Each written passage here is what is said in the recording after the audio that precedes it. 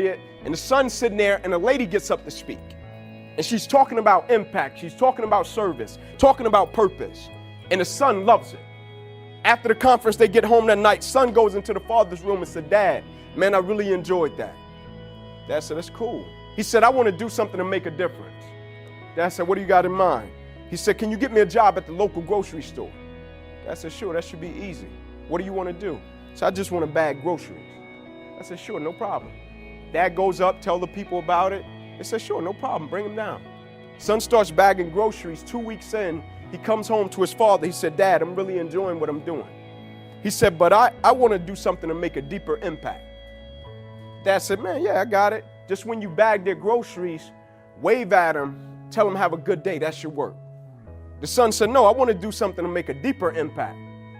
Dad said, what do you have in mind? He said, I want to make note cards, and I want to put them in the bags. Can you help me make copies? Dad said, sure, man, I got your back. Son starts doing it. One day, the manager comes into the store. He goes upstairs to the team members. He said, why is everybody in line 8 in this little kid's line?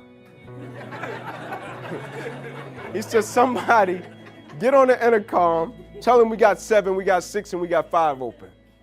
They got on the intercom. They said, guys, we know everybody's in line 8, little Johnny's line. I want y'all to know we got 7, we got 6, and we got 5 open. Nobody moved. He said, go down to the floor and tell them.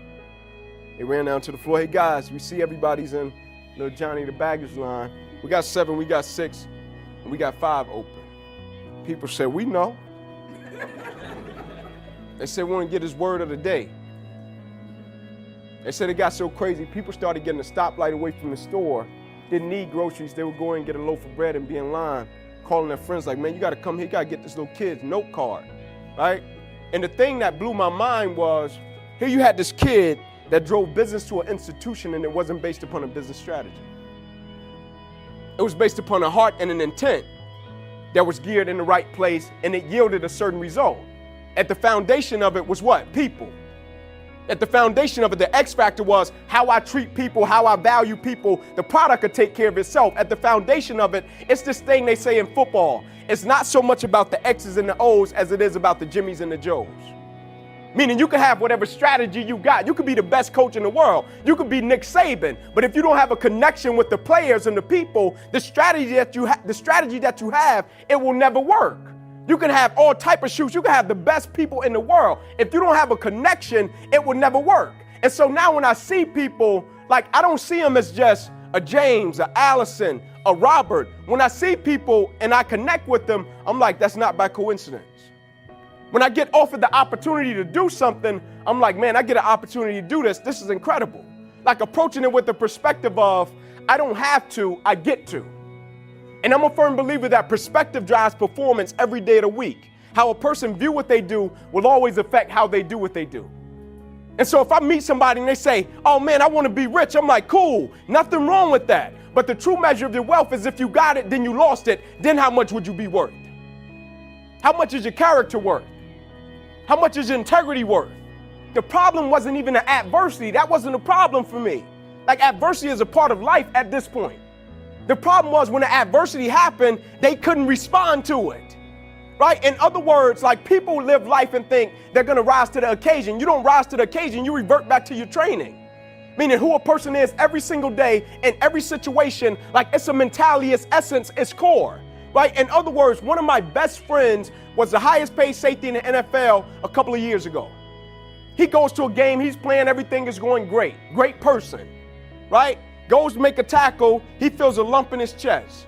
Make a long story short, we talked, they diagnosed him with cancer. Lymphoma. No signs of it. He starts going to chemo treatment at Emory University. Got all the money in the world. Great person. He's going to chemo treatments. We're in church one day. He comes out, he wipes his eyebrow, and his eyebrow is coming off. He starts scratching his hair, and his hair is coming out. He's standing in the bathroom behind the door, and he's trying to get somebody to go and get him a hat.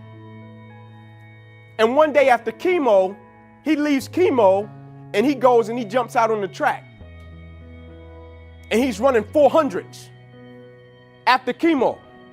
And everybody from the time he left chemo and to the time he was being transported to the track, everybody was saying to him, go home. You just left chemo. Like you needed to go and let your body rest, man. Like chemo, it drains you. Go home. He's like, no, this is what I do. This is my routine. And as he's running the 400s around the track, he's crying. And he's crying and he says, I'm crying not because I'm in so much pain. I'm crying because I'm not who I used to be, but I know I'm going to come back one day stronger than I used to be. In other words, the opposition was just a part of it, but who he was every single day of his life, like he just responded out of sheer habit. And his people every single day, they live life and they got that light switch mentality. And it's predicated upon, I might give you everything I got if I get what I'm supposed to get. I might show up and go hard. I got the skill set. I might go hard if all the chips line up. If it unfolds the way I thought it was going to unfold, I'm going to give you everything I got. But if I don't get what I'm supposed to get, I might show up, I might not.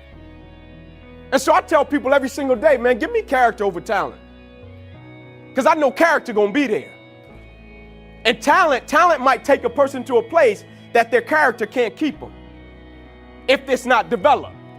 If we didn't attack the opposition, the adversity, and the challenge in that moment, it would have paralyzed him for the rest of his life. Not physically, his perspective, right? There's a quote that says, your perspective can become your passport or your prison. When life knocks your butt down, I need you to get back up and I need you to go heavy on it. The lesson was when uncertainty creeps in, I need you to get back up and I need you to go heavy on it. The lesson was when you taste a little bit of blood, son, I need you to get up and I need you to go heavy on it. When things don't go the way you want it to go, I need you to get up and I need you to go heavy on it. In the midst of opposition, in the midst of challenges, in the midst of adversity, everybody has a purpose when everything is going well. But somehow, some people's purpose seem to forget when they face opposition, adversity, or challenge, and the things that they once said they wanted, they no longer want it when things don't go the way they want it to go. And so the only thing I want from you is, I know you can do what you do well.